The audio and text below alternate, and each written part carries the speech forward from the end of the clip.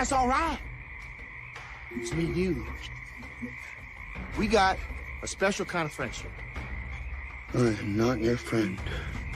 Sure you are. Fishing buddy? Sure you are, fishing buddy. I love that movie. Eventually, we will get around to it. We got an impartial list up in the studio chat. I'm going to go back and just scroll over everybody. Try to get everybody. So first in the house is, of course, Gambit. Good afternoon, Gambit. And he brings You should up say good evening because he's in my time zone. Yeah, good evening. Strange days. Get ready for the new millennium. There we go. Then, of course, our dear friend Snorta Poopy was here. What's up? Snorta Poopy. Poopy? Yeah, that's what I said. Snorta Poopy. Snorta Poopy. And let's see. Next in line is our good friend who wishes you a happy birthday, which I've already got all those lined up. Then Penny showed up. And no wishing birthday from Penny. I think you're on Penny's bad side. Penny's Penny alone. cut her some slack. And then, of course, my dear old friend Shirley is here today. Hi. And it's not she's old. It's just we've been friends for a long time. And I think 25 years. Right? No? We're in 98. So 27 years we've been friends. Yeah, she's not old. You are. I'm so old. And then, of course, Pop Culture Minefield says happy birthday to our co-host and producer, Martin Acosta Santana, as he makes it one more time around the sun. Yay. Yeah, but in the wrong rock. Wrong rock. I meant to be on Jupiter. Is that everybody? Do I got everybody? Want to make sure I said hi to everybody. Yeah, I think so. Yeah, that's everybody. Now I'm going to go to some of the starred comments because, yes, it is. Today is the day that Martin Acosta Santana was squirted out into the world by his mama. No, I wasn't squirted out. I was forcibly extracted. Extracted. Yes, it was a C-section. I thought you were gonna go to like ejected, but you're a pop toaster baby. Okay, there we go. Pop-Tart method. That's what we called it when we were paramedics. The Pop-Tart method. So Gambit with the Strange Days, Get Ready for Millennium. Unstar that. And then we got happy birthday to Martin from Andy. Thank you everybody. And another happy birthday from Gambit. Thank you, Gambit. And Gambit thought I was 59. What the fuck? Yeah, he just wants to kill you. That's what it is. And Andy, of course, points out, asks Martin's birthday. And then proceeds to not wish you a happy one. Well done, Andy. That's how they do it in England, Gary. Yeah. Let's see. How old are you now, Martin? And of course, the question was 59. Oh, man. And then let's see. Snort says, way younger than Gary. Happy birthday, Martin. Jesus Christ. Happy birthday. Hoopy, I want to read this, please. Happy birthday, Martin. Thank you. Gambit says, oh, my bad. Yeah, 73. Because this is then this is where it gets bad. It's like, Gambit, I'm just going to tell you, buddy, you suck at math. And there it is from Penny. Happy birthday, Martin. Make a wish. Thank you, Penny. There we go. So thank you guys for all the birthday wishes. I hope 11 Alpha is here. What's up, Alpha? And of course, the first thing out of his mouth. Look at that. Look at that. Thank you, 11. That's some love, man. Man, that's great. That is great. The surprise of the day was Vicky Rhodes. She wished me a happy birthday. Oh my God, I'm beside myself. So cool. Hey, you know how I love Vicky. I want to point out that apparently you are so beloved that President Trump gave you a birthday today. No, that was me. And I won't tell you how I did it. All right. All right, Shanazzi. Happy birthday, Martin. Top of the gun for you. So, All right, we're going to be talking about a film today that I really like. This movie, I always have. It clearly stole from Douglas Trumbull, and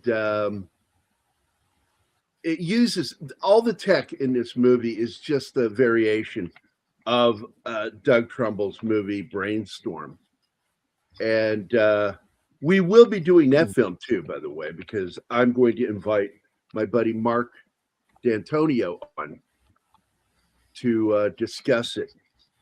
But when you see the software that they're using in this film, everything it does is identical to what they did in the movie that Trumbull did. And it's sad to me because Brainstorm never got finished the way it was supposed to because of the death of Natalie Wood during production. Happy ongoing New Year, not Newt year, but New Year. Any comments? No. So basically, they takes the science or science fiction aspects of Brainstorm, and then they use it in a noir thriller. And I thought they use it pretty well because the twist at the end, which is a plot device, was actually pretty good. I was like all the way through the movie trying to figure out where they're going to go with it. Hey, Slasher Fred. But 5 years ago, before he was in The Matrix, Keanu Reeves. Oh yeah, come on, man. Yeah. Oh, Johnny Mnemonic is awesome. Yeah. Come on, Slasher Fred. Did you think for a second we hadn't seen that? I mean, come on. I mean, I'm who a don't care? die-hard cinephile. I like the film. The effects are terrible in it, but I do like the film. It's And so you have weird Dolph the way Lundgren. they pulled that together, too. What's that? And you have Dolph Lundgren in it. That's right. Mhm. Dolph is in it. Keanu. It's got a really interesting cast. I just wish that they had put just a little bit more money into the budget for the effects. The sets were pretty good. And it felt like a mixture of Blade Runner meets The Courier meets Black Rain. Well, yeah, it's like Mhm. it's one of the only actual like William Gibson adaptations that's pretty close to his work. And from what I understand, he was directly involved with that film. We'll do that another time because I would like to do that film. By twist, do you mean who the baddie was? Yeah, because that's one of the biggest twists in the film. Is It who was the actual telegraphed. baddie is. Well, of course it was. I knew who it was from the very beginning, but I was like, I wonder how they're going to get there. Yeah. And of course, It's not obvious. It's his best buddy. yeah, it's not so much the who, it's the why. Yeah, the Yeah, Really. why. It's more of a why done it, really. And what I do like, the other twist at the end, is I just expected her to be a cunt. And she actually ended up being a decent person at the end, trying to save him from the guy she was fucking. That was a shock. That was the big twist that I didn't see coming. Because, I like Kathryn Bigelow. I really do. I mean, I'm not her biggest fan because I can name a few things I don't fucking like about her. But I do like this film, and I like some of her work. You saw it twice? This is a James Cameron script, right? Or he wrote on it. I'm trying to remember. I think he's like one Cameron of the was two a writer. credited He was writers. one of the on main it, yeah. writers, yeah. It's Jay. I love this guy's name, man. It's Jay Cox, but not with the X, but spelled the sex organ way. And I'm like, No, the animal. I would have the changed bird. I would have changed that. I would have changed that name. The And poultry Anima? animal, Gary. Anima can confirm this because even Darren Douglas said I was the one that convinced him to change his name because his real name is Darren Robert Paulson. Douglas Hurlbutt. Oh, Yep.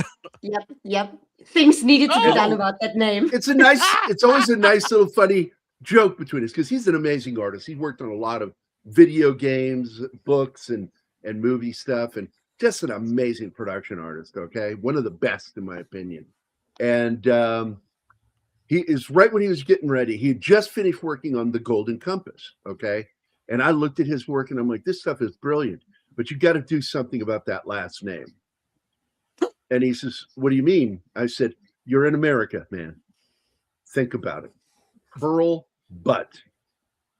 Pearl as in pearl, and your last 4 letters are B-U-T-T. The thing you're hurling is a butt. And he goes, oh, yeah. And so now when you see him online, you see him as Darren Douglas, like on Facebook and shit like that.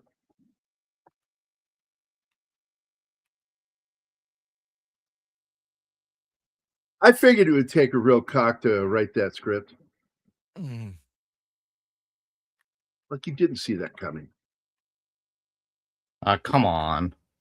Angela Bassett was so cool. She was one of the best parts of this movie. Oh, yeah. I love her character.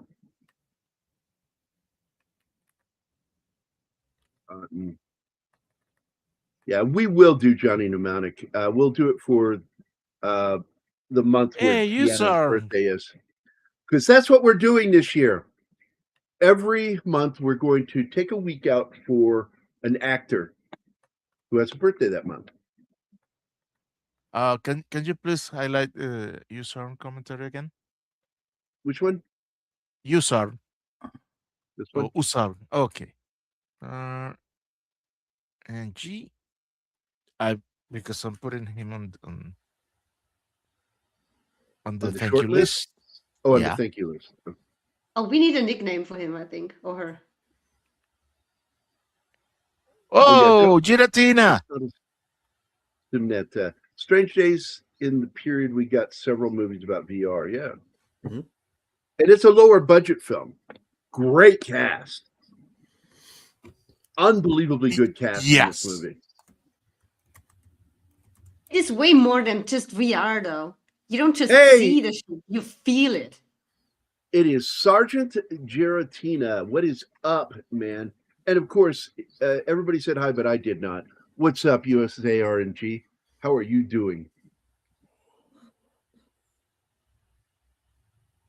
There's a strange trend that went from here to about the time 13-4, Matrix, Dark City, all those movies where it was like, well, what's the nature of reality? We're going to go super Phil K. Dick with everything. And it just stopped.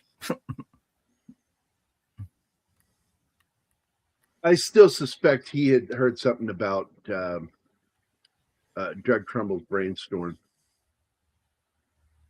Borrowed from it.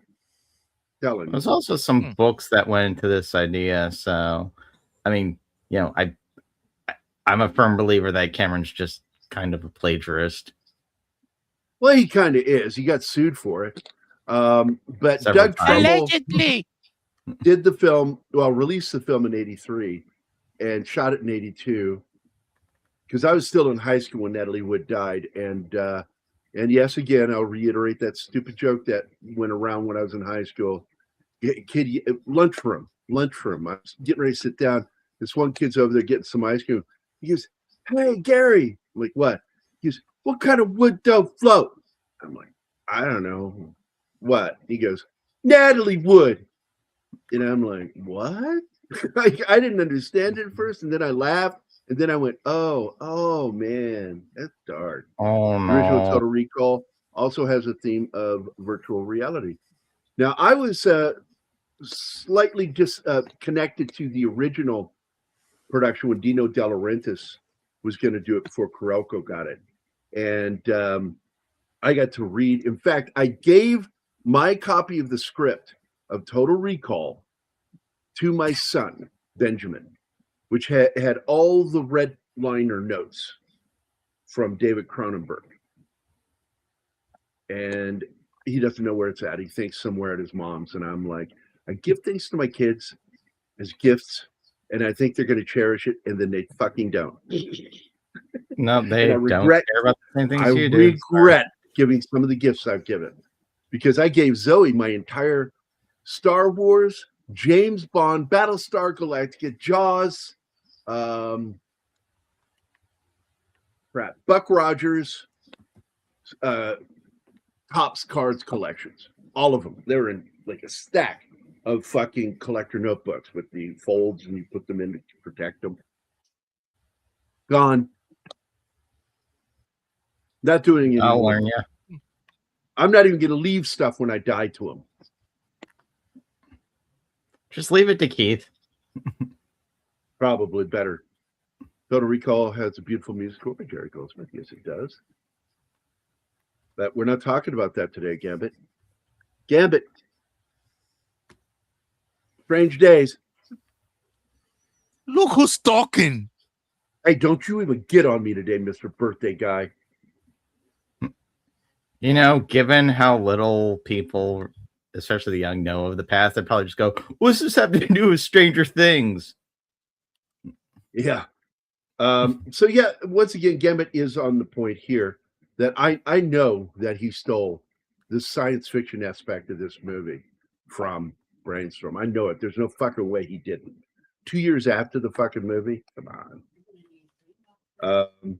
He says, let it go a few years. People forget. Now, you got nerds like me that remember Brainstorm. Juliette, oh my God. It is so good not to see her skin so shiny like it was in the Natural Born Killers. Chris, okay, I will. You tell the movie because I was about to say it and you said it wrong. No.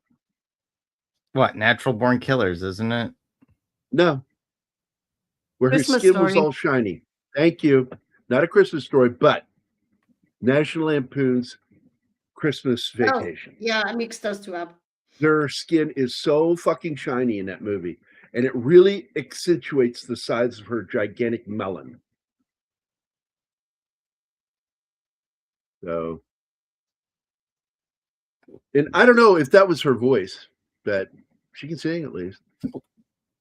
And for those of you that didn't know, Jeffrey Lewis, her father, great actor, Yes. did a lot of films with Clint Eastwood, is her dad, and he was in Scientology, and he got her into Scientology. And I've often wondered if that's why Clint Eastwood stopped working with Jeffrey, because they were good friends since the 70s.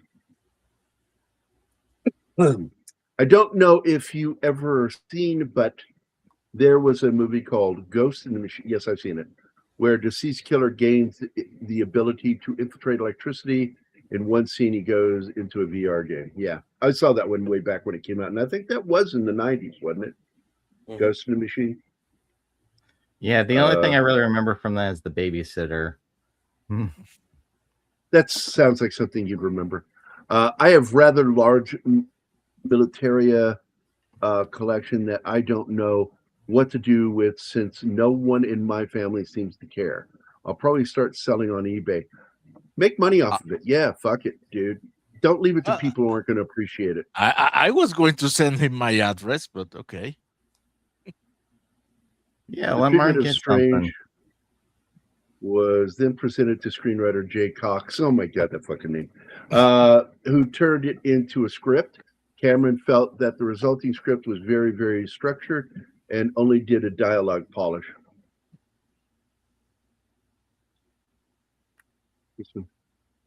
Top of it, the script was completed in 92. Bigelow's work on Strange Days was influenced by the 1992.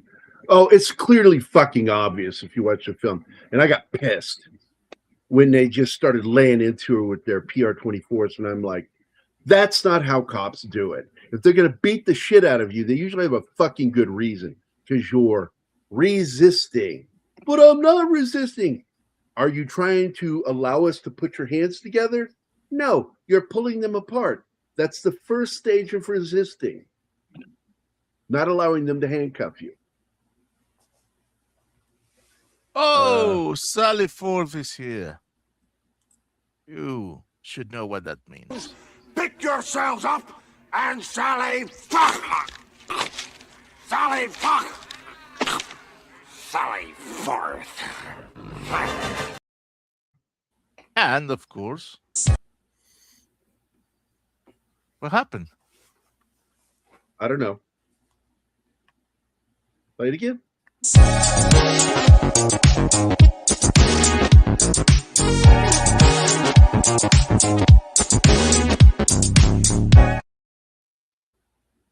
Well, Sally, I hope we can help you to get a better day.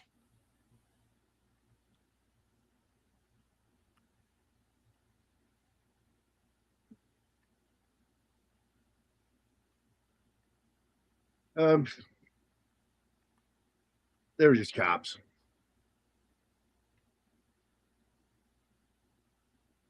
And what they don't like to talk about is how much resistance is going on Rodney's side, which is why Rodney later said, "Hey, man, everybody chill the fuck out." Did I hear a phone? Sounded like it. Hans mit mir snorti.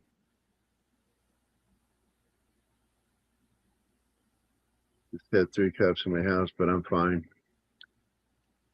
Oh. Well, I'm happy to know no. you're fine, but wow. What were they sent to your house, or did you call them? Are you a troublemaker, Sally? No. I'm teasing. You know that. We'll try to cheer you up a little bit today.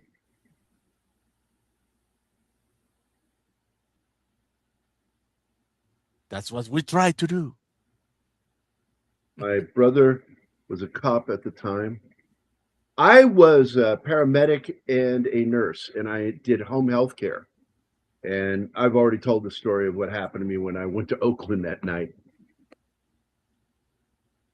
And I went straight back home. I'm like, fuck this job. I'm never coming back up here at night. In Twilight Zone pilot episode, Where Is Everybody? The plot twist feels like it is a precursor to virtual reality.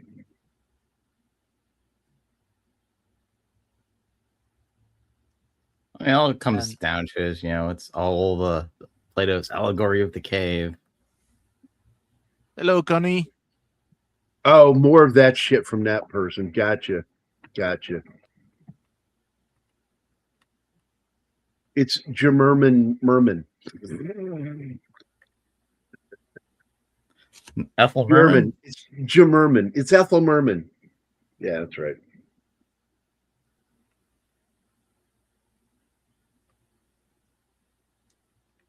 All right.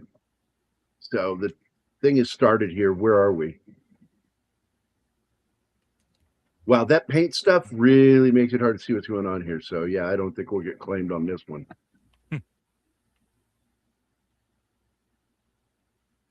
Just make it look like James Cameron wants it to after he upgrades it with quote unquote AI.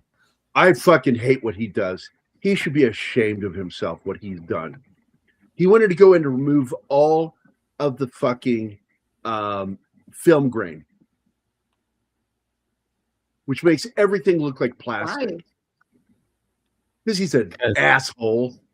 Because he's a fucking terrible idea. Basically. He's a rich one. He's a successful one. But I'm going, yeah, you totally know technology, which is why you're making your films look like shit. No, he knows how to hire people that know about technology. Big difference. And there's been a ton of complaining about what he did, too. No, acts like he's a male feminist, which there is no such thing. And he's one of the worst womanizers in Hollywood. Him and 2 of his buddies are just absolute fucking they're after pussy all the time. And it just bugs me how they act. They have no respect for women, not really. And they have no respect for themselves as men. Oh God. Yeah, he got the Steven Spielberg syndrome. Thank God Spielberg fucking woke up and said, "Oh, what I'm doing is wrong." Yeah.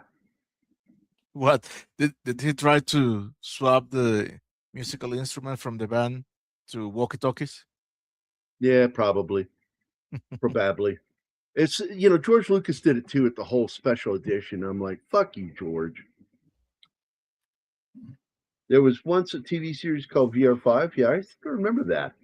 About a woman who gains the ability to enter people's minds by using virtual reality. Oh my Yeah. god. Good show. This season. Oh my god. Connie Cleary is here. What's up? Yeah.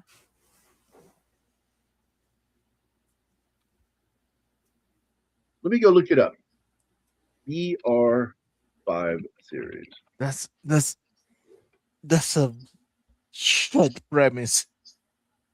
Yeah, it was one of those like late night American like Good cast though. those shows you would Yeah. have at like 3 a.m. in the morning. Yeah, the only person in this show that looks awful is Laurie Singer. You had Anthony Head in it, David McCallum, Michael Easton is in it, Louise Fletcher, who's in Brainstorm, by the way. You had Will Patton in it. God, I fucking love that guy as an actor. Looking for more. Neil McDonough was in his early career. Stephen Root was in it. Robert Davi, who, Anima hates. And then you had Adam Baldwin, who is the superior Baldwin. You had Robert Picardo, Marky Post in it. Chris Owen was in it.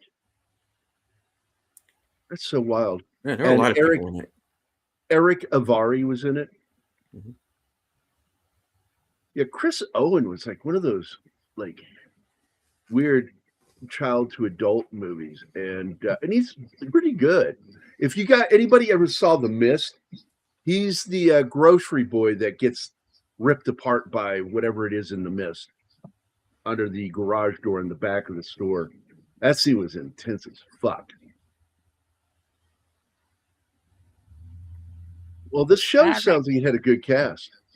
I'm gonna have to go back and revisit it, but I don't recall it lasting very long.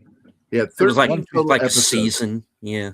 Yeah, 13 episodes that took them from 1995 to 97. It took them that long to finish the show. Yeah, it was on Fox. Yeah, early on. Yeah, the episode 12 and 12 didn't get released until 97. Well, episode 13 Reunion was in 95. Explain that shit. That's bizarro.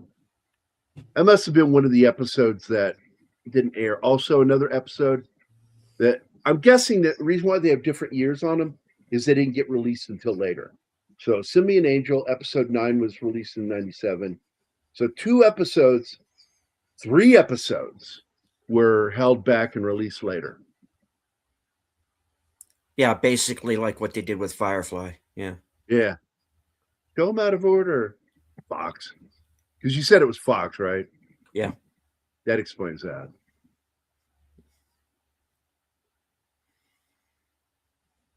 But yeah, Laurie Singer, man, she's like a kiss of death.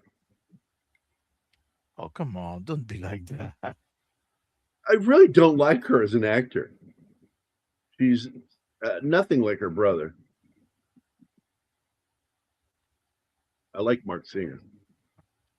I mean, God damn it, he's the Beastmaster, for Christ's sake. And Mike Donovan.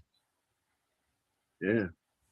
In January of 94, it was reported that Andy Garcia was closing it to being in the cast as Lenny. However, on February 94, Hollywood Reporter revealed Ralph Fiennes had been cast instead. I think they made the better choice. I love Andy Garcia, but this is better for Fiennes. He's a better actor for this kind of role. And by the way, who that loves Doctor Who didn't think that he looked perfect as Doctor Who in the third act when he's got that long coat on? I mean, British. Fiennes' breakthrough role of Schindler's List, for which he was nominated for an Oscar for Best Supporting Actor just days later, impressed Bigelow enough to cast him as Lenny. Wasn't she like in Falcon and the Snowman? Oh, yeah, she was in it too. Yeah. Filming of Strange Days was originally slated to begin on May 12th of 94, but that date was delayed to June 6th as the cast was was getting finalized. Bigelow said that O.J. Simpson's murder had, well, yeah, that had an impact on a lot of shit. Adding The Strange Days was filmed during the summer and fall of that year. Good God, that fucking year was nuts. And Anima didn't know because there was a joke in a movie that said a slow white Bronco chase, and she didn't get the joke. It was actually a horse. It was actually a horse being chased. And so I had to explain to her, and I showed her some of the photos and video footage of OJ being chased in a white Ford Bronco that belonged to Al Cowling, his best buddy. And according to some people, was involved. I still think 2020 I was way too young when that happened to have year. watched the news. So. Yeah. What was that, Martin?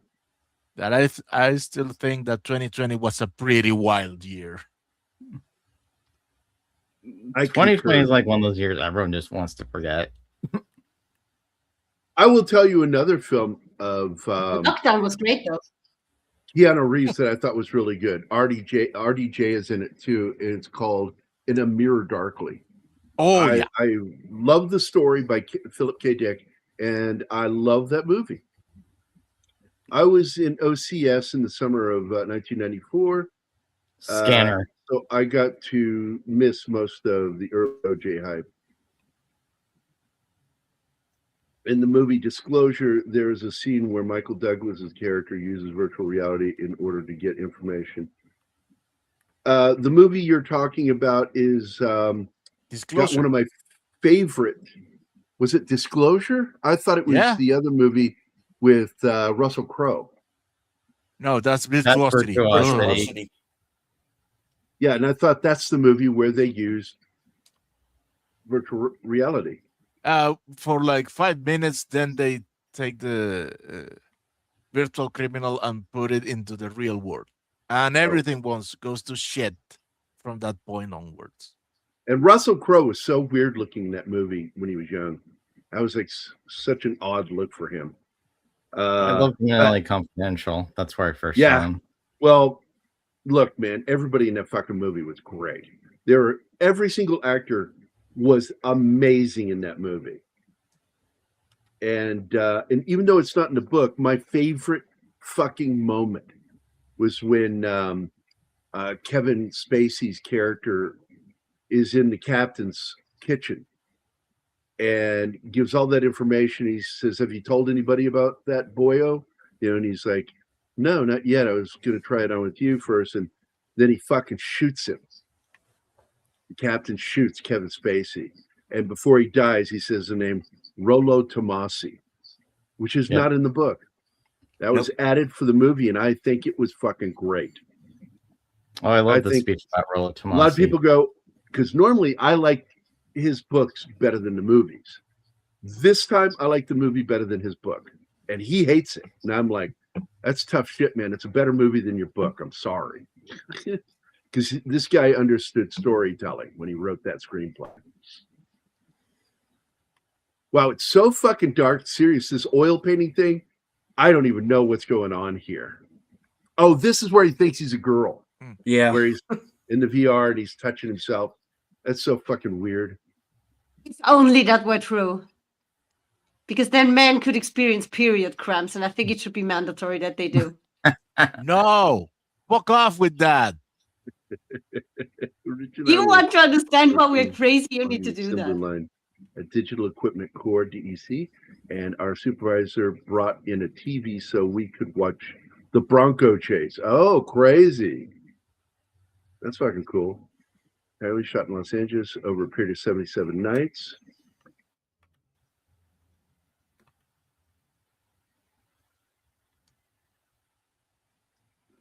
Well, I knew that, buddy. I knew that's what you meant. It was the second conspiracy movie by Michael Crichton that Michael Douglas is in. He was also in the movie Coma. You are correct. He was also one of the producers of Coma. Oh my God! Did you see this? Rich and I were. Yeah, I read that. I just read that a minute ago, out loud. Martin, welcome back to the show. I was His looking birthday info about comes Rollo back. Tomasi, and it's a band. Yeah, they named it after this thing in the movie. Yeah. Speaking of OJ trial, a TV biopic starring Cuba Gooding Jr., Selma Blair, and other actors was released in 2017. Yeah, I remember that. I think I watched it because it showed his relationship with the Kardashian family. And you want to talk about somebody rolling over in his grave. If he could see what his family's doing with all that money. That movie was the second conspiracy movie by Crichton and Michael Douglas in. He was also, that's what you're talking about. Yeah, same one. Yeah, Michael Crichton has always written not so much about conspiracy, but about warning that people don't think about things. His first movie was also the first book he wrote using his real name, was Andromeda Strain. And good God, that's a warning about fucking space. You don't know what's coming back to Earth on those things.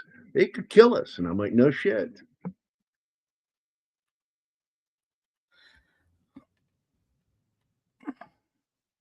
Yeah, I won't argue with that. Question with it is the fact that some of the alien microbe, would it not understand how to use our physiology, or would it?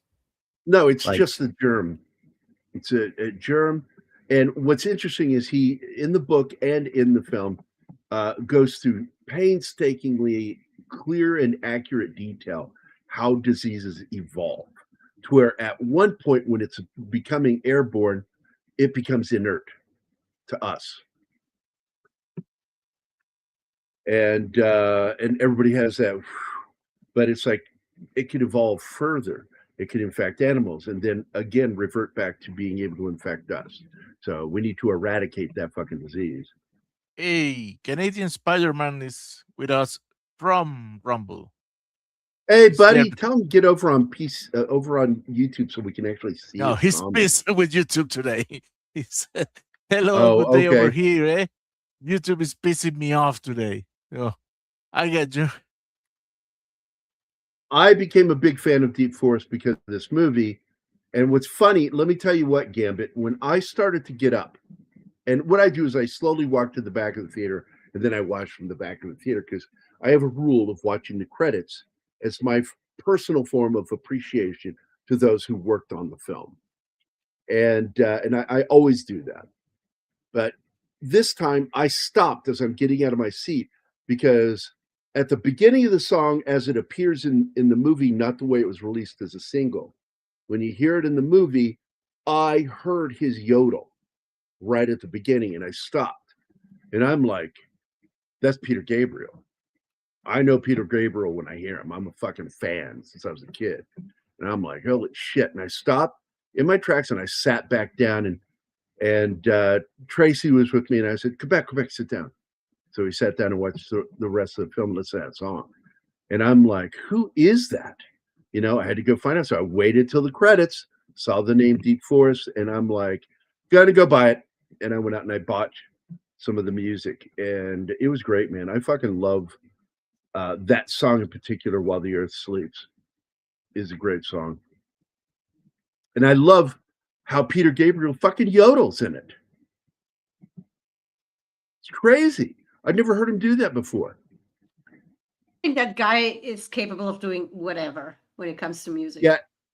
And something we talked about while watching this movie was that there was this surgeon who believes that Peter Gabriel has double folds in his vocal folds, which is how he is able to do something that if you're really paying attention, he will bolt out his voice and you will hear two tones. And I showed it to Anima. I said, did you hear it that time? Those are two notes, and it's not a voiceover because that's normally how they do that. They dub him over himself. That's not what they did in this song. Not live in concert. One time when he's doing the main. And I'm like, holy shit, how did he do that? And I've begun to believe that surgeon's correct. that Peter Gabriel is one of those rare people that has double vocal folds.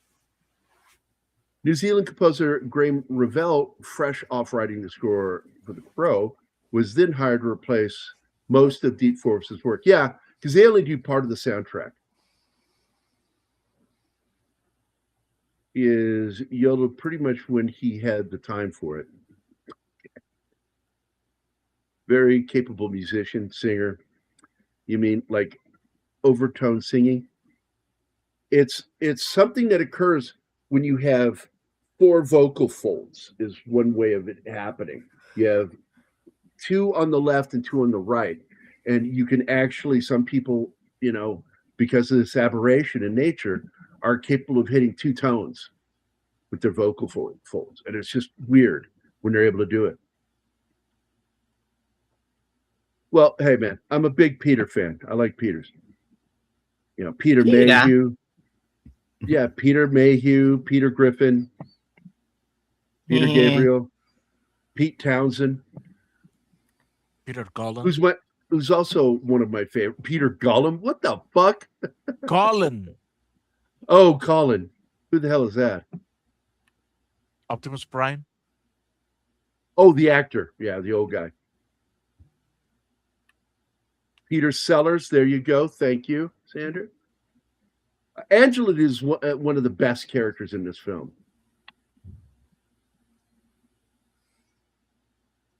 And they have such a good chemistry together in the flick, too. But she is out to save his ass. And clearly, because I picked it up before the second act, that she's in love with him. Yeah. And then he asked the question, have you ever been in love with someone and it wasn't reciprocated? And she goes, yeah, I have. And she walks away from him. Because he's so fucking dense. She's talking about he's dense. He doesn't see anything with her. He doesn't get it. Because he's so fixated on this broken up relationship with this girl who wasn't into him.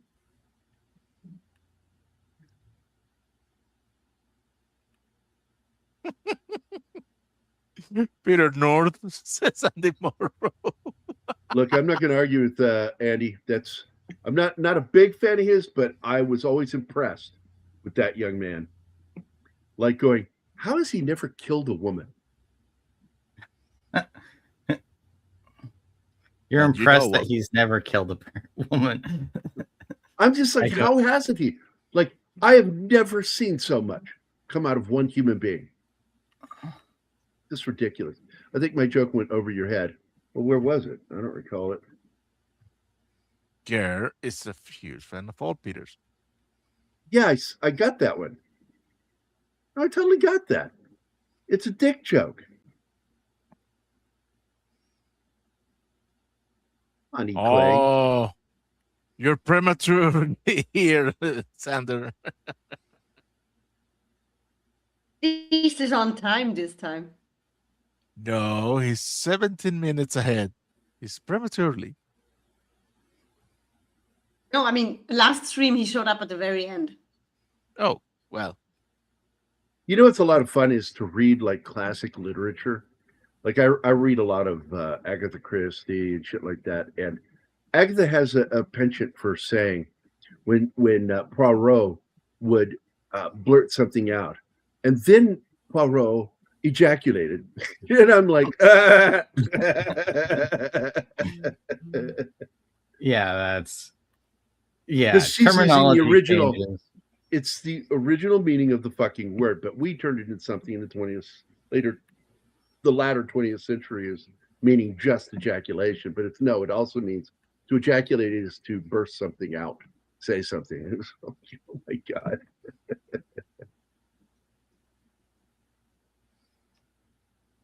And of course, when it goes to Agatha Christie, right, saying ejaculated, we have a friend who has another opinion. Bullshit!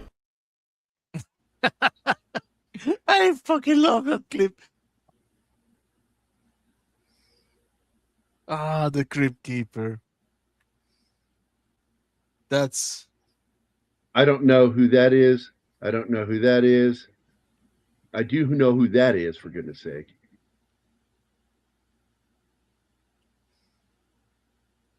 No, one of the things I think I recall with this character, seeing this girl, that is a girl that he likes.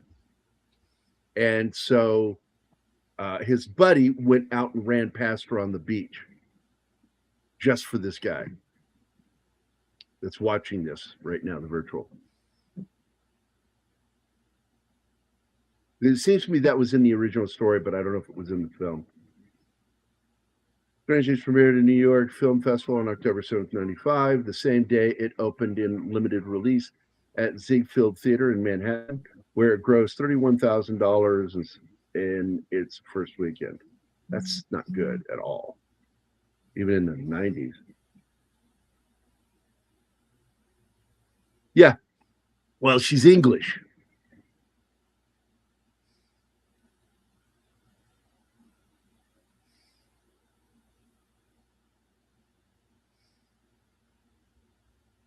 Fleetwood Mac.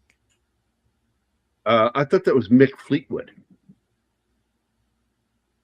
And No. Mac was his partner, the bassist. What's his name? His last name is. Woohoo! Hey, Courtney's here. Courtney. Good to see you. I wish she would come hang out with us more often. It was so great hanging out with her. Yeah, just what I said though. It was the combination of the two guys' names. It was John McVie and Mick Fleetwood, because Fleetwood was for Mick and the Mac was for John McVie. But it was Peter Green who was the one who combined their names, the name of the band. Didn't know that. Just thought they were really into what the computers. Sorry fuck? about that. What the fuck did he do? He was a guitarist? I don't know him from anything. Oh, but look at this. Before departing in 1970, Green songs such as Albatross, Black Magic Woman, and Man of the World. Huh.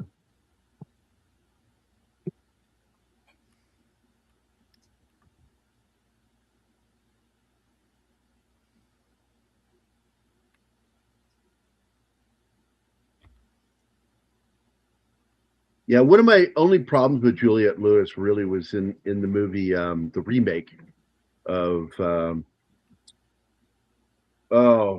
Robert Mitchum and Gregory Peck film. This time with De Niro, Nick Nolte. Yeah, Cape Yeah, Fear.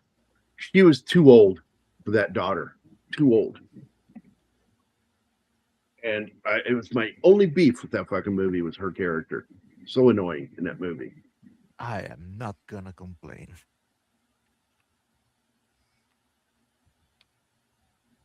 That is a movie I could only watch one time, Courtney.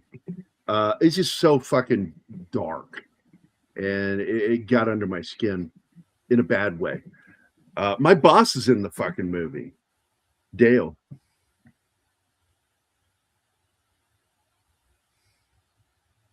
Yeah, I watched the film. My favorite part is with her dad, played by Rodney Dangerfield. That was trippy. Oh, the way in which they describe the horrible things that are happening in her family, but as a joke. As a sitcom. Yeah. It's done like a sitcom. It's bizarro, dude. It's bizarro. That's because what's the director's name again? Oliver Stone is basically a fucking druggie. It's obvious that he's just fucking. Well, yeah, that's why the heroes in Platoon weren't the beard and whiskey guys. It was the fucking stoners. So anyway, this is the parody of Cape Fear, the porn parody, Cape Rear, by Sandra Hammerslide. Courtney is addressing you here. She says, I'm with a Keller Williams fan. Tell your story. Which story? There's so fucking many. I love Keller, man. Good guy. In fact, his mom, and he got a hold of me because I had some old photos of him that I shared with him from when we were practicing in the basement at their house.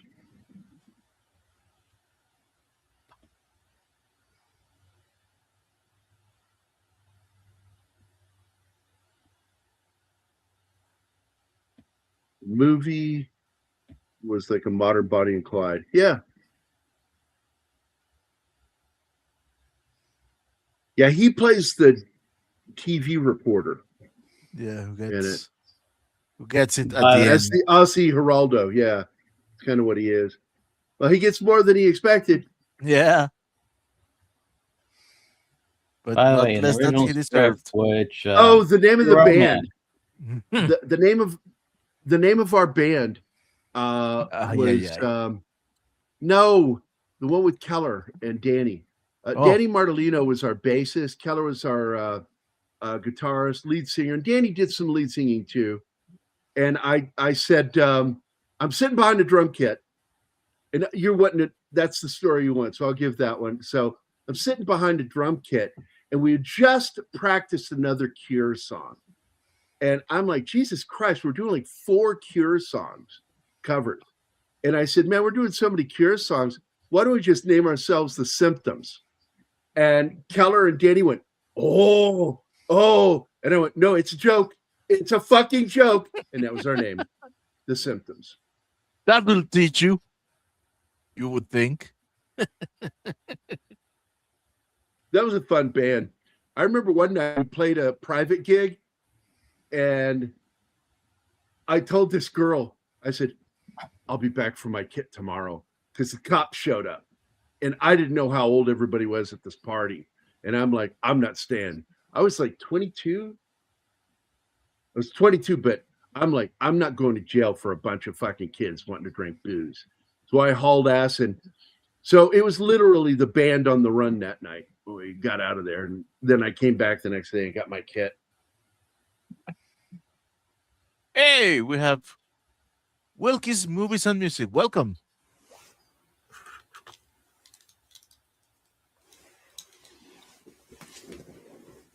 So I don't know if that was as funny. This is the first time I told that story, Courtney, but I hope that was okay. And again, the name of the band that I fucking came up with, because we played so much Cure, was The Symptoms. That's a fact. You could also go with The Disease.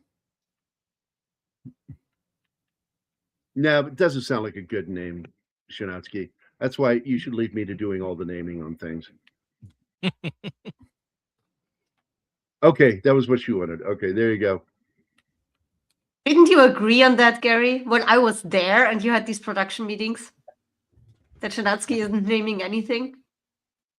Probably. Or, sorry, probably. I think I remember that. Shanatsky is not allowed to name anything. As a result, Strange Days was considered a commercial failure due to, in part, the poor marketing strategy and lack of audience understanding.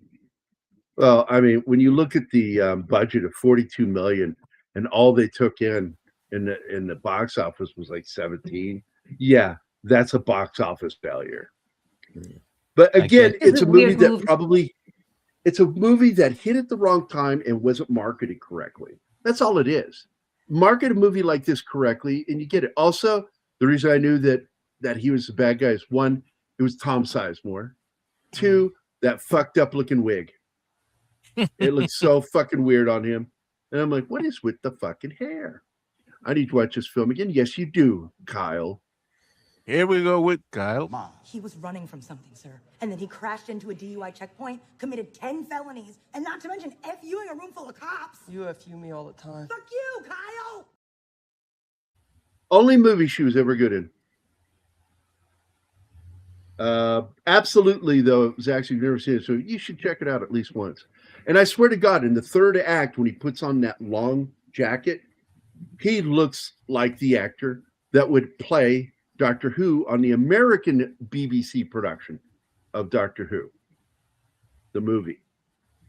Okay, I got to start driving, so I'm going to be in the chat, but I'm listening. Alrighty, Court, you bet.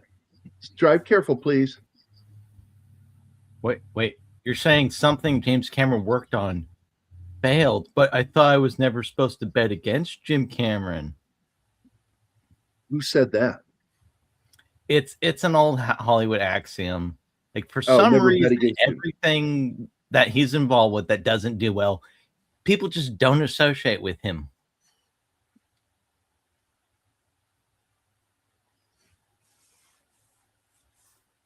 I can tell you, like right off the bat, like he did T2, and then he made Titanic, which I fucking loathe. It's a terrible fucking movie. Great effects though. Terrible fucking It's really movie. to what actually happened. And he did make one more good movie that I liked a lot, which was True Lies. I love that movie. But I have despised everything else after T2 and one exception, True Lies. The rest is garbage. That TV series, Dark Angel, garbage. I fucking hated that show. The first season was good. But I really liked it. Yeah, like you. Like, nope, didn't like it. No. I like only the first season. No, the season, I didn't like it. I'm not trying to convince you otherwise. Jesus Let him like it. Jesus Christ. Gary's opinion is the only one that matters. I'm just having fun. And yeah, I'm sure season 1 was probably okay. I just didn't get into it. One, I didn't dig her. The girl that's in it. I couldn't stand her. What's this? First of all, you've got 2 unimportant characters in the 97 film. What are we talking about? Oh, Titanic. No, I just hated it because you had real people that they could have told a story about. It's my same problem with another film that came out a few years later called Pearl Harbor. You had the actual 2 pilots tell their fucking story. No, you fictionalize the 2 pilots who are actually 2 real guys. Those fucking people. Oh. Sax has a good point here. Jessica Alba. Oh, yeah. 11 Alpha has to go? Or who's going? Oh, no, it's Courtney. Okay. Yeah, Pearl Harbor, man. No. Take the fucking love story out of that, and it's tolerable. The only good thing we got out of Pearl Harbor was that one song in Team America. Yeah, well, originally, what they wanted to do with Team America was make a movie that was a complete remake of Armageddon. Yep. But with puppets and with comedy. They wanted to lampoon it. I think they were talking about because it was so, the dialogue was so cartoonishly bad. They were almost debating that we shouldn't even change a line. We can't do any more ridiculous than this.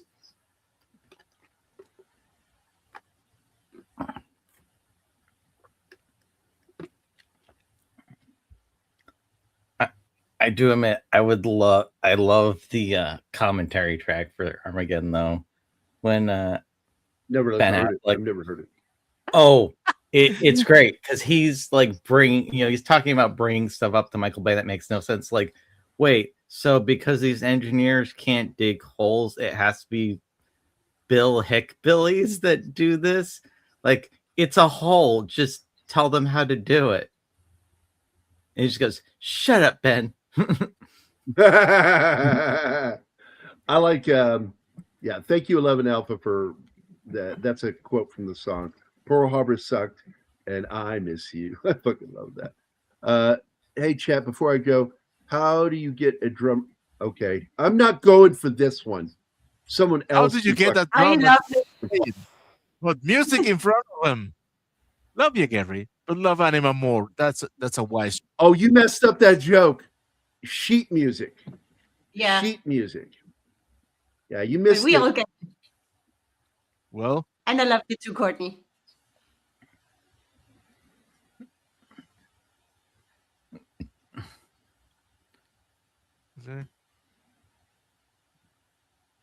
That's a private conversation.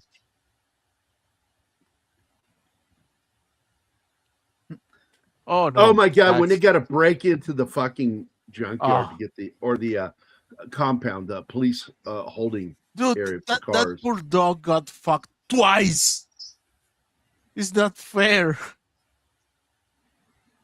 Gary loves that joke. Martin, I was excited for Caprica. It just didn't pull me in. No, Caprica was terrible. Yeah, Too it bad was it probably horrible. killed possibly of any other spinoffs. I don't think Battlestar Galactica needed any spin-offs. I mean, I didn't like the way it ended, but it was an ending. I didn't feel like I needed more. Yeah, it did what it has to do.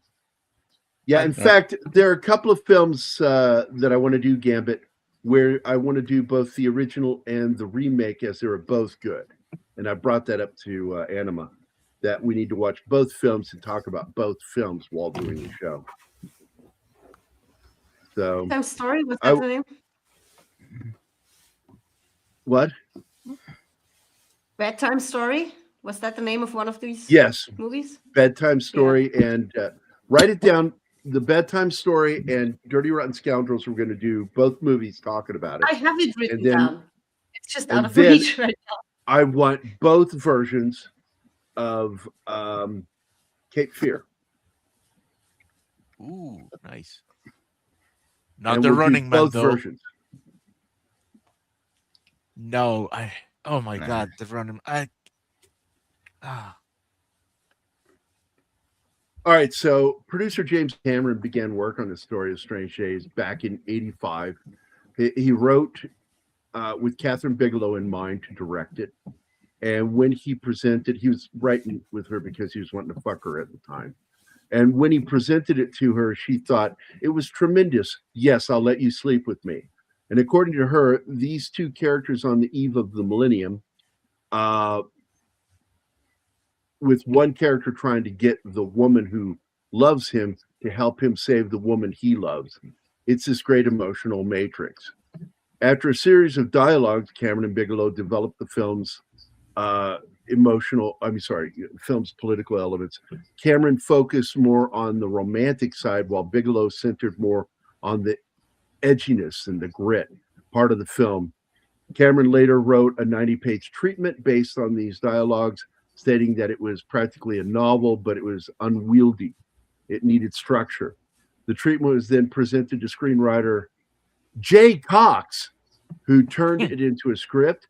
Cameron felt that the resulting script from Jay Cox was very well structured and only did a dialogue polish on it afterward. The script was completed in 1992 by Jay Cox. Easy there, Austin so Powers. He polished Cox's work. Bigelow's work. Yep. On Strange Day was influenced by the 1992 Los Angeles riots that followed the Rodney King verdict. She noted, I was involved in the downtown cleanup, and I was very moved by the experience. Nobody cares. You got a palpable sense of the danger and frustration and economic disparity in which we live. Well, as a person that lives rich, looking down on the poor like you do, I'm sure it did look like disparity. She worked with Jay Cox, co-writer of the script with James Cameron, in particular on the development of the character of Mace and on the complexity of the RAPE sequence. Both Strange Days and Cameron's 1994 action film True Lies were part of the multi-million-dollar production deal between Lightstorm Entertainment and 20th Century Fox.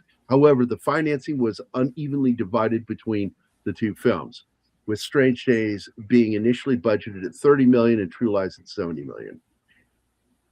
The casting process began with Angela Bassett, who was attached to the film from its very early stages, after Bigelow sent her the treatment document and Bassett accepted the role.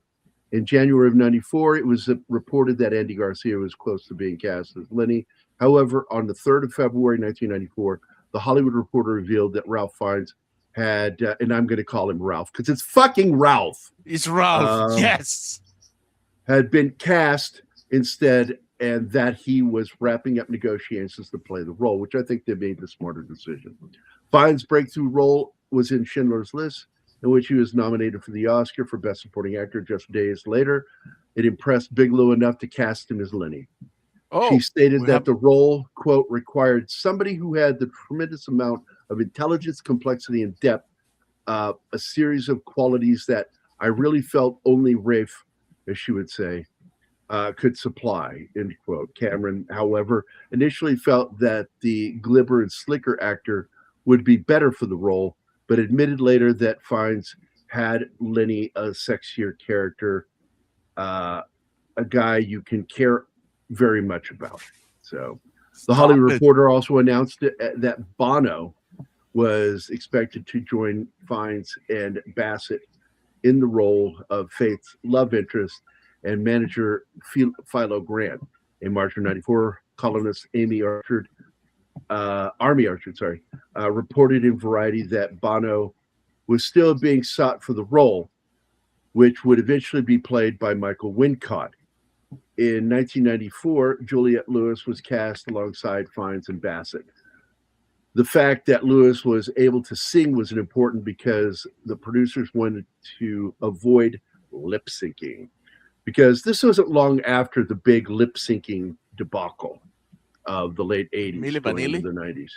Yeah. Filming began on May 12th of 94. What's that?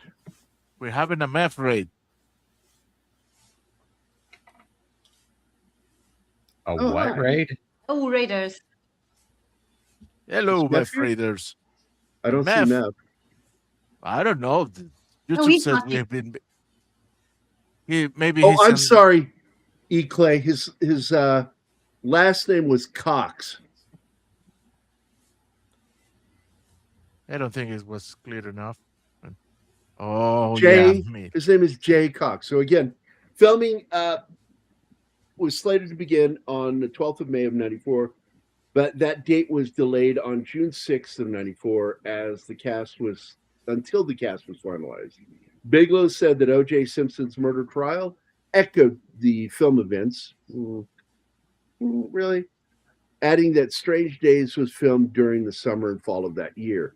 The film was entirely shot in. I sometimes think that she's a little detached from reality. Like, how is that really like that? It's not like that.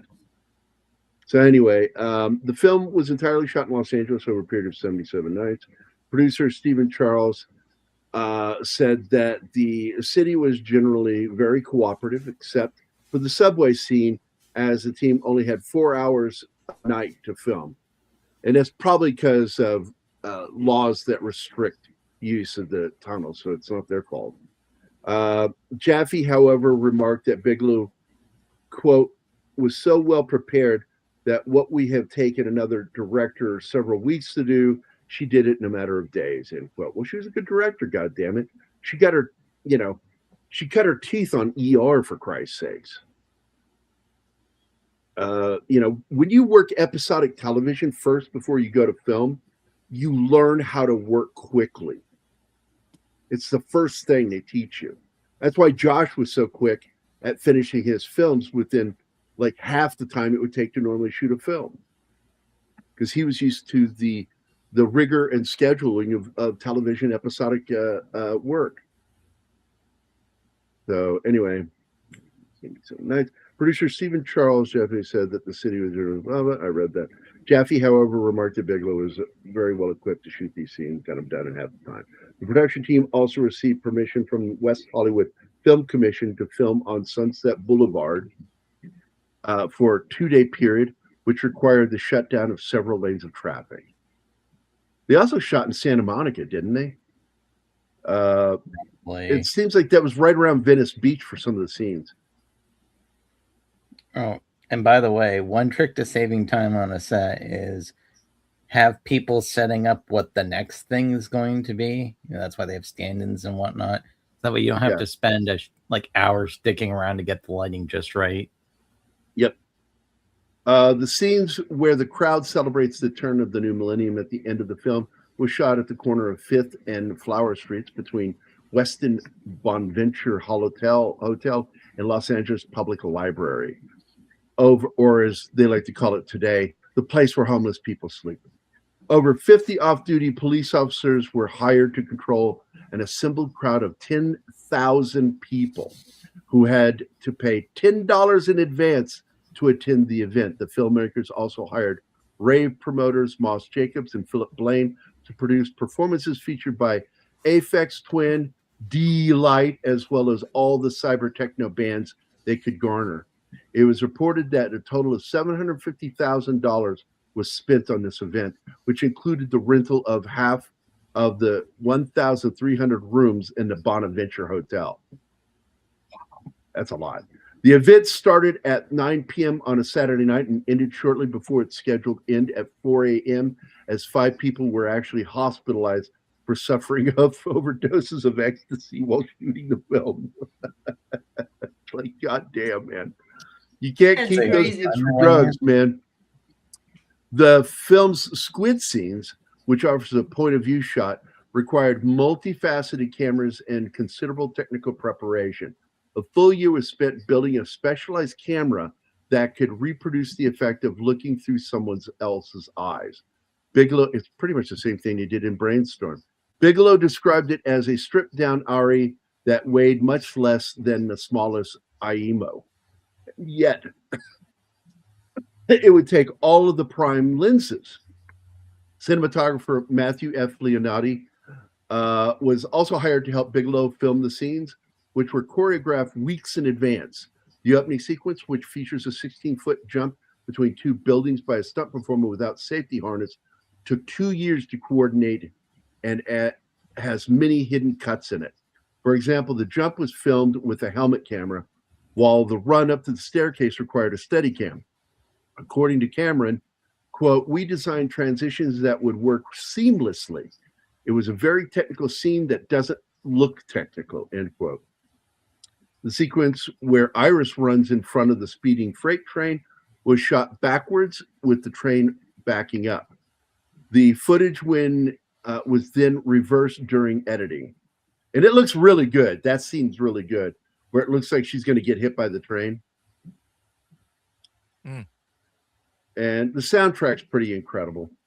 I don't want to get into that, but fuck, man. While the Earth Sleeps by the New Zealand group Deep Forest with fucking Peter Gabriel behind it. Like, man, great tune. See, I know how to make you like any movie now. Just get Peter Gabriel on the soundtrack. And Gabriel Yeah, goes, that's how you gotta do it. I will watch this whole fucking movie. No, I'm not going to guarantee I'm going to like it, but you'll get me to watch it. I mean, look, I don't love the movie. It's okay with me. Virtuosity with Denzel and Russell Crowe. It's a problematic film, but God damn it, I love that "I'll Be Your Party Man" by Peter Gabriel at the end. And it's the third movie that ended with a Peter Gabriel song with Denzel Washington. Anybody else know the answer to that? What the other two were? Bone Collector's one of them. Damn, boy. That was fast. What was it? Bone Collector.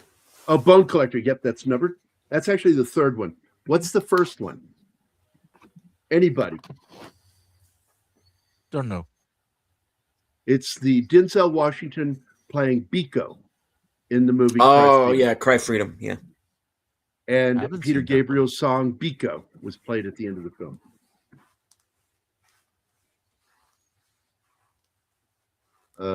Let's see. In one scene around 1 hour, 43 minutes, Angela Bassett yells at Rafe, "This is your life right here, right now." It was sampled by British DJ Fatboy Slim and used.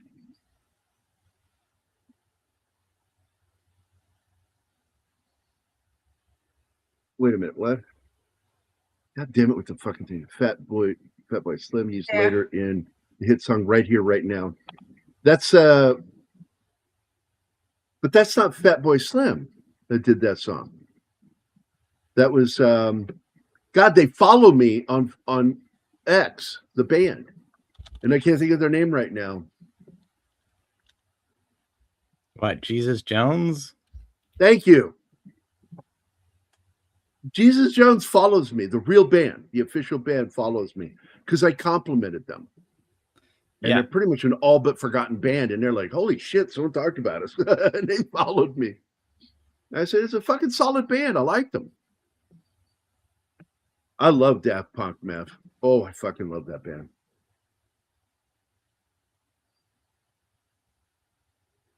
Oh, you got it too. He guessed it too. Cry Freedom. Yeah, I always thought like I want one more film with Denzel and fucking Peter Gabriel at the end. I just fucking love that. Bone Collector was awesome. I love that fucking movie, and I'm going to get Emma to watch it with me because it's a really good film. It's about a fucking guy who's paralyzed, former detective, and he was injured while investigating the crimes of this character, this serial killer, and now he's bedridden, and he has what's her name, the crazy psycho bitch, that's now his eyes out in the field, Angelina Jolie. And he talks to her through a device, radio, whatever you want to call it. I don't know. And she goes out there and does all the footwork for him. You know, I hate her, right? Oh, you think I like her? Just, you know, that crazy fucking bitch. I can't stand Angelina Jolie. So, but Denzel fucking Washington is worth it. Birdie and the instrumental version of Wallflower. Oh, no, don't even get into that. Peter Gabriel did the entire soundtrack. Not just Wallflower. He did a bunch of songs for that film. Basically, instrumental versions of songs he produced later. But Wallflower is mostly music with a little bit of lyrics. But he did the entire Birdie soundtrack. I sincerely love Cry Freedom because of the... Yeah, absolutely. And Kevin Kline as the Prime Minister. It was a really good film.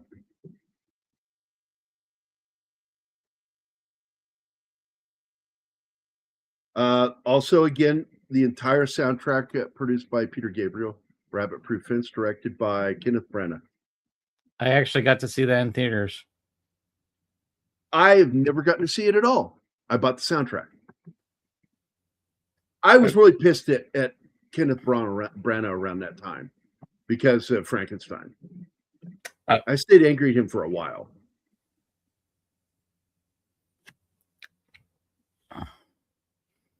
I never saw his Frankenstein, so I had no reason to be pissed at him. You didn't miss anything. He just made it gross, basically. Well, he made it all about him fucking Helena Bonham Carter. That which too. is when he started his affair with her cheating on Emma Thompson, which crushed her. The way she found out everything, because that's fucked up, man. I think the time I finally got over it and forgave that asshole was when he did Thor.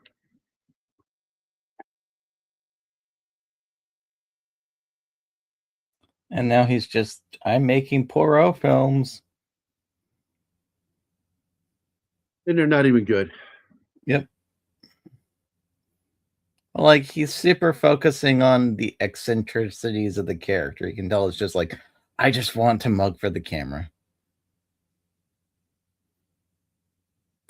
The BBC one that did all of the pro stuff, that's to me the best version of the character.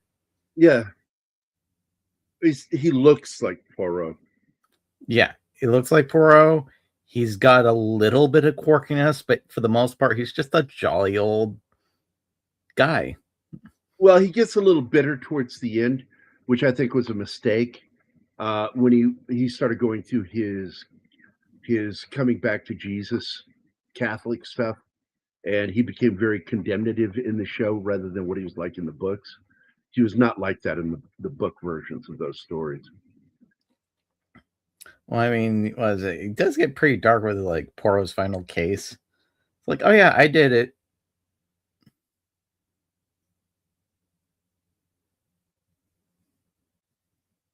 Yeah, that'd be funny to do a comedy of a detective like Poirot, that he just walks up and he says, one of these people in this room is the killer. And then the person goes, all right, I admit it. Like, just over again. He never solves it. It's the person finally gets so nervous they surrender. Oh, I actually came up with a murder mystery comic idea of my own. And the title of it is It's Never the Butler. For the butler? Yeah, because I've looked into it, and outside of a few cases, it's not a cliche, but it's associated as being a cliche.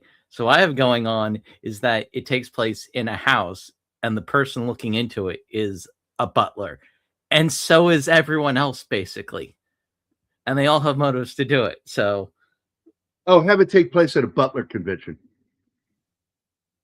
oh, they just work for a basically evil old woman, and she seemingly has been murdered, and so it's not a question of if they had a motive to do it; it's who actually succeeded at doing it. I just imagine in my mind, though, with something like that, the main detective in a convention center saying, "No one is allowed to leave here. One of you." There's like 1,000 people. Kill this woman. It's so fucking weird. I mean, that's what Clue is basically a parody of, Poirot. By the way, did you know there was a fourth ending, guys, to that movie? And I was unaware of this until one of my friends sent me a video. I did. I'm the one who sent it to you. Yeah, well, why didn't you say it right when I said the first part about the fourth ending? Because that was really interesting. And I understand why they pulled it, because it's not very good. Yeah, it's basically he's killed everyone. Yeah, the butler killed all the people that were dead, and tricks the cop into letting him out, and he locks the door behind him, runs out, gets into the squad car to steal it, and there are fucking 2 police dogs in it, and they get him, and I'm like, that's terrible. That's not funny at all. Yeah, I'm glad and he left poisoned it out. everyone with the wine. So it actually was poison. Yep, everybody's poisoned. Yep.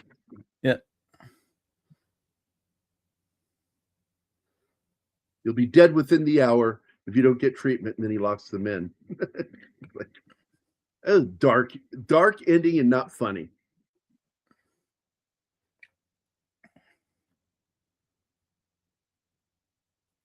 Wait, what's this? Oh, yeah.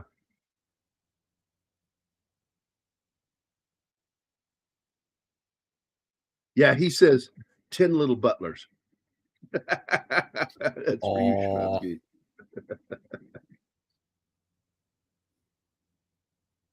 Who are you? I'm the butler. What do you do? I buttle. Or you could also just do, what do you do? I'm the butler. My other favorite butler joke was in the movie Dead Men Don't Wear Plaid, where Steve Martin's been shot, and he gets to the door, rings the bell, and her butler answers the door. What do you want? Catch me. And he just moves out of the way and lets him hit the floor, and he goes, I'm sorry, I'm a butler, not a catcher.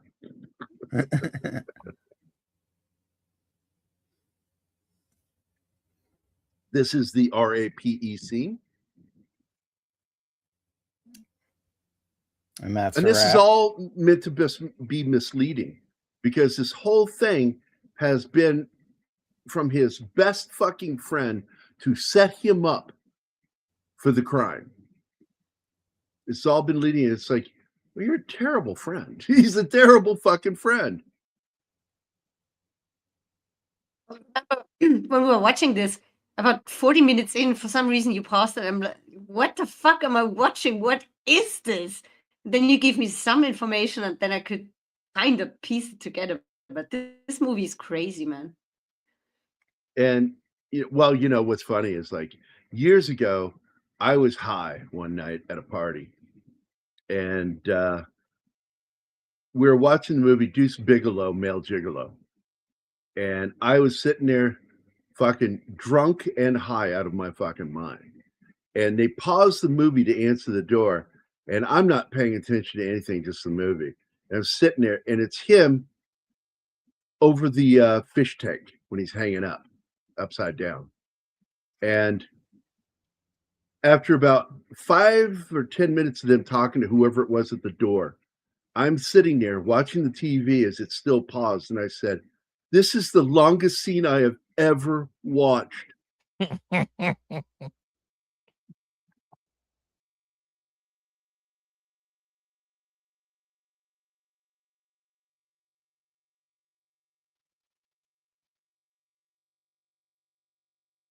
Yeah, see, I thought it was a huge mistake to give him long hair because it just made him even more obvious that something wrong with him. Just looked fake. Yeah, it doesn't look real, and it's fucking weird.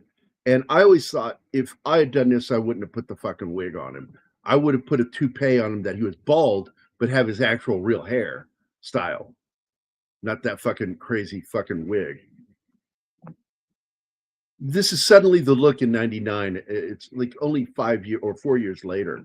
Like the hairstyles aren't going to change that much from '95.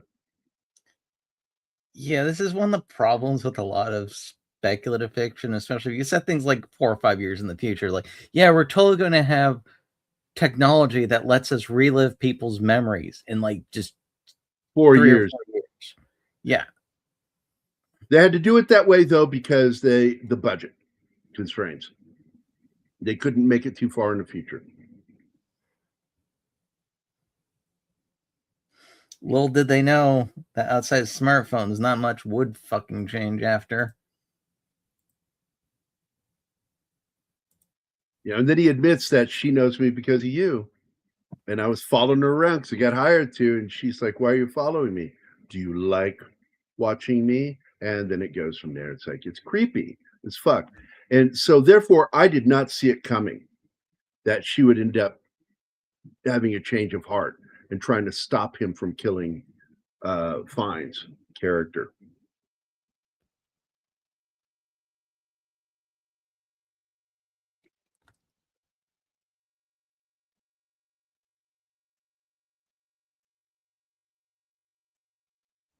But she was okay with the framing.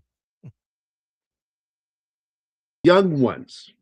Anybody remember that British sitcom? Which was actually considered a variety show, which is why every episode had a live band, because they had to. According to strict BBC rules, they had to have a live band on the show. And so it's treated like a sitcom, or it was a sitcom, but mildly disguised as a variety show.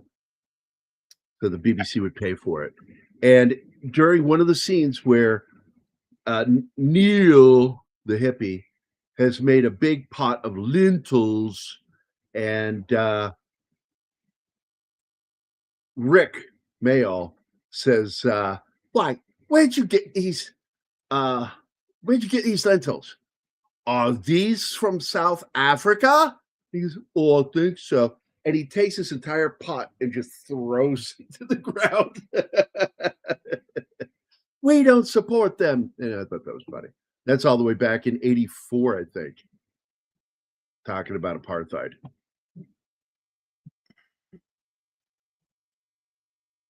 Yeah, Sun City. Not Sin City, Sun City. And what's really funny is they built a community in Phoenix, South Phoenix, called Sun City. And I'm like, that's not the smartest choice for the elderly. Because of the real Sun City.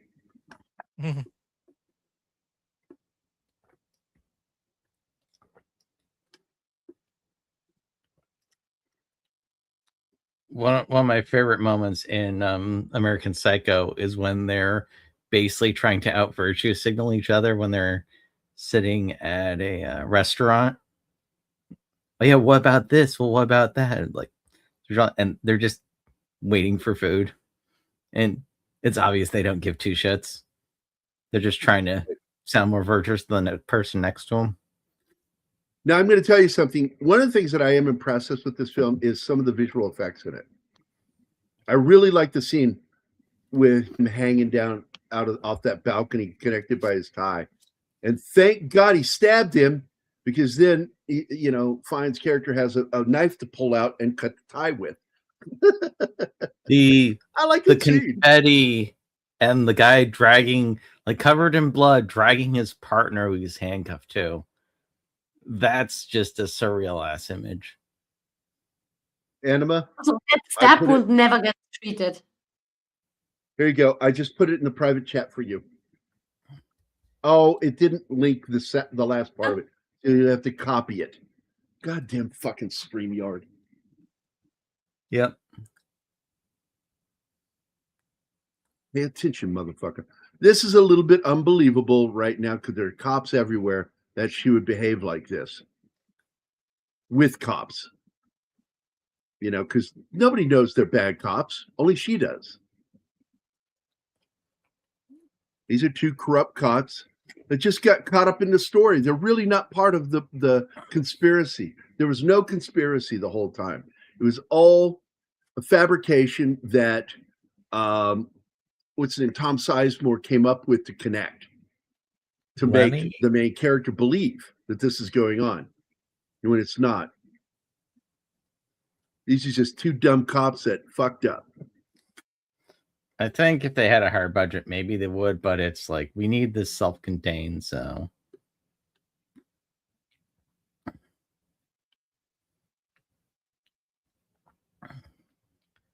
I can kind of understand because like it's a case of, well, do you want to never do the movie or do you want to do it not quite the way you want, but you'd actually get to tell the story? And yeah.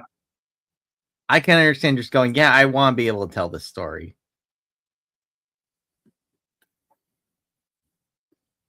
Yeah, Queen were criticized for appearing in the very apartheid state. Oh, God, I remember that. Oh, shit, yeah. God, I haven't thought about that in a long fucking time.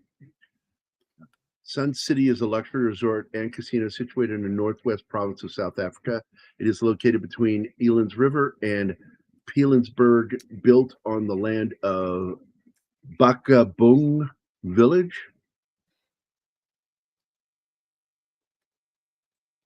See, that would have been a good time to sneak in up Bakalakadaka Street.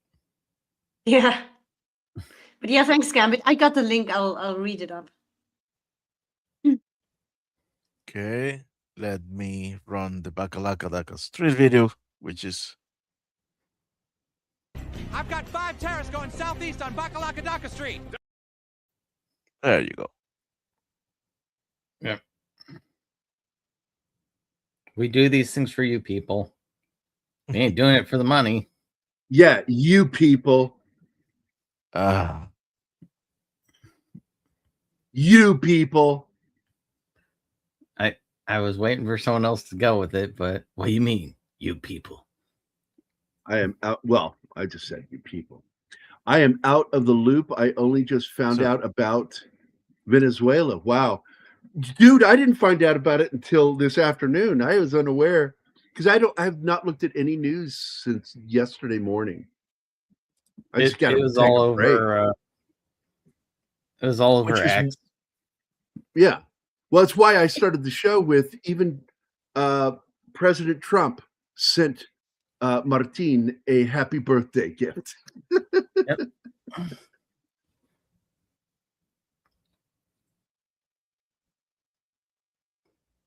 Oh. You really need to put that. You really need to put that song in here. No, because I like to see if you were prepared or not. And sadly, I wrong. Here we go. Wait. I'm so lonely, so lonely, so lonely and sadly alone. There you go. Yes, when Kim Jong-il goes into a bank, he says, I'd like a Roan. Roan. And the apartheid concert left a definite stain on their careers. Yeah. Yeah, because I tell you what, the supposed most thoughtful people in the world are also known as the most unforgiving.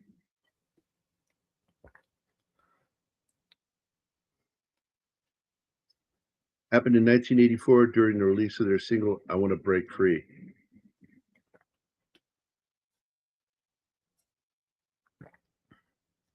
You notice they left that out of the Queen movie?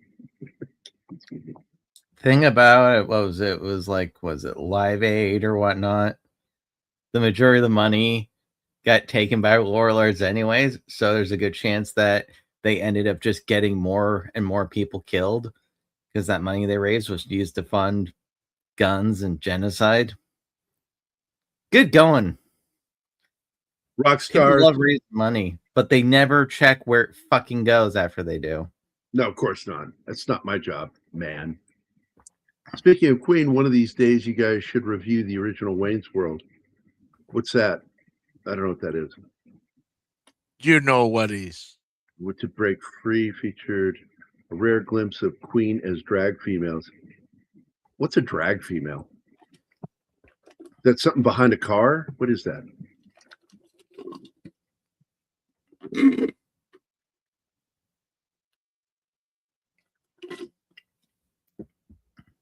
What was that? That was Shinatsky finishing off the last bit of his milkshake. Oh. Now, I do like the emotional payoff at the end because they're about to separate and go their separate ways to answer questions. And all she wanted was his kiss. You could tell she wanted that goddamn midnight kiss. He's been wanting that since the beginning of the movie. Yep. And so she was the one. It looks like he's fucked that up, but then no, he shows up still with the fucking untreated knife wound in his back. Yeah. And she is that can't treat it to a shirt. Knocked out of her by the police. Because all she wanted to do is explain the situation and they knock her to the ground. That disturbed me. Well, it was hokey. That whole scene was fucking hokey. And then they're all like, it's almost like the pool table scene where they played the Queen song in Shaun of the Dead, where they're all striking an exact beat with the song. And they probably should have played a song to the cops hitting her, because that's what it looked like. It's so fucking goofy. So there she is. She finally got the kiss. I would have put "Smack My Bitch Up." Just right. Oh my god! Smack my bitch up. Smack my bitch up.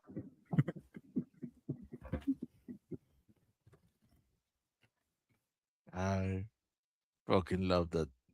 Yeah, all the pink and reds do make this scene very like dreamlike, like and surreal. Because it's just these are unnatural colors.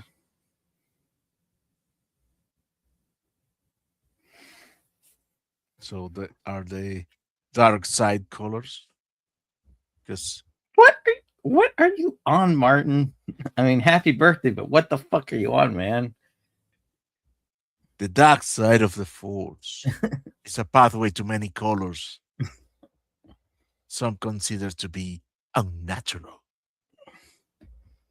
I just thought they used dye, but that's me.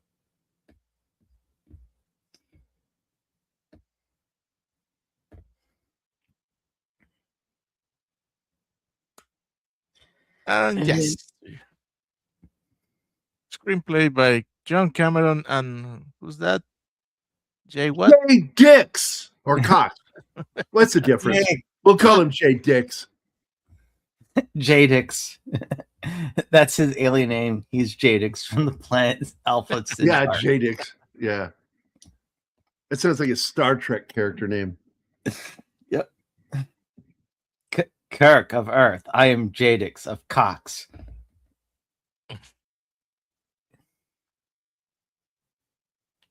I second the Talking about, he has blue eyes. Yeah, the mistake they made in what is this? Bohemian Rhapsody is they gave him blue eyes, and in real life he had dark brown eyes, as I recall. Big balls. Dark brown eyes, just very dark. It's like my eyes are dark, but if you really get in there, you'll see that one eye is dark and the other one is actually golden brown. Dark chocolate, golden. I have that heterochromia. The problem with Freddie Mercury is we listened to him. He said, "Don't stop me now," and we didn't stop him. That'll learn us. Yeah. The next time we get another Freddie Mercury, we'll stop him. Yep. I'm beginning to dislike you too. It's okay. We'll all live. It's just a phase, Martin.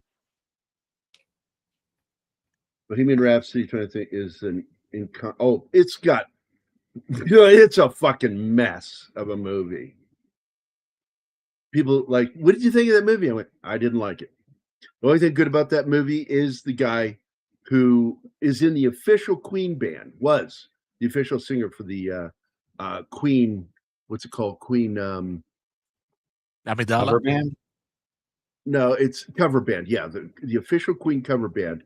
That guy's got an incredible voice. He can also do one of the best Michael, what is his name? George Michael voices. Because George Michael had a very similar voice to Freddie Mercury, which is why there was a lot of talk that he might become the new vocalist for Queen. But then Queen made the announcement that they're not going to have another single vocalist ever again. That has to suck being a No, band. not Adam Lambert. No. Hold on. Go ahead. It's got to suck to be in a band, be on top of the world, and then your lead vocalist dies, and that's it. For Gary, pause for that's all anyone cares second. about. Pause for a second your search and read this. I'm mid-typing. I'm not going to stop. Nothing beats NASCAR driver Dick Trickle. No, he's a real dude. That's a real fucking that when I was a kid, man. Except maybe Congressman Dick Sweat, though I'm sure Gary prefers Dick Army. What a That's Dick a good sentence one, Alpha. today. Yeah, Mark Martell is the guy's name. He's the one who performed the vocals for the movie Bohemian Rhapsody. And I'm going to get the video for you guys. All right, here you guys go.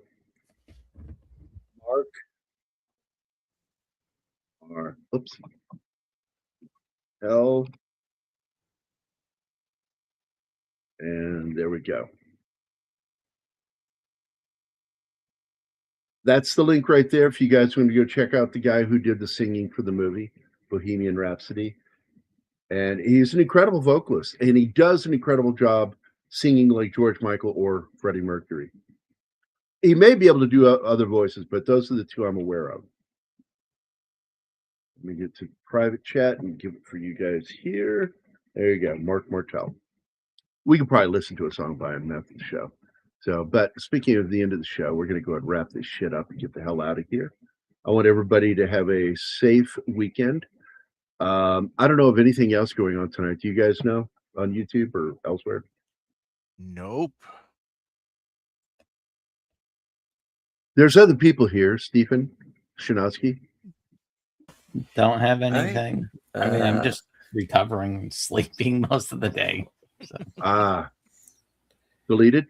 I am going to be joining Big Al Presents along with Troy Pacelli and Netters Network for Films with Friends.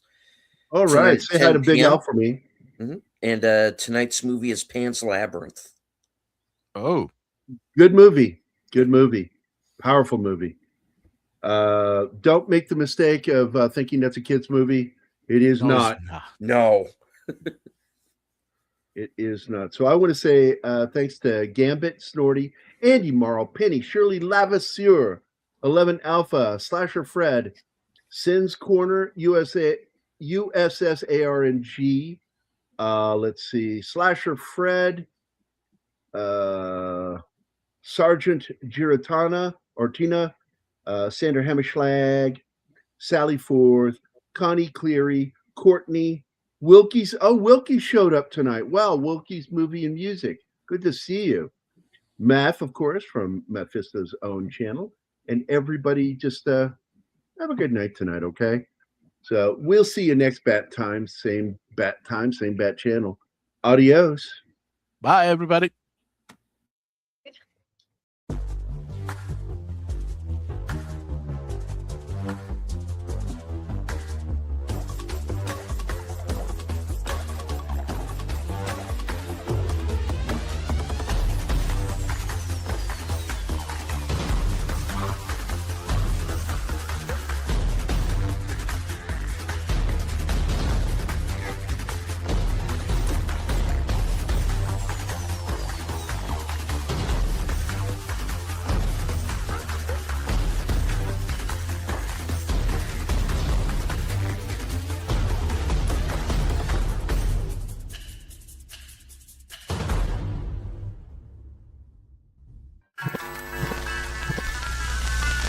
Don't come back now, you hear?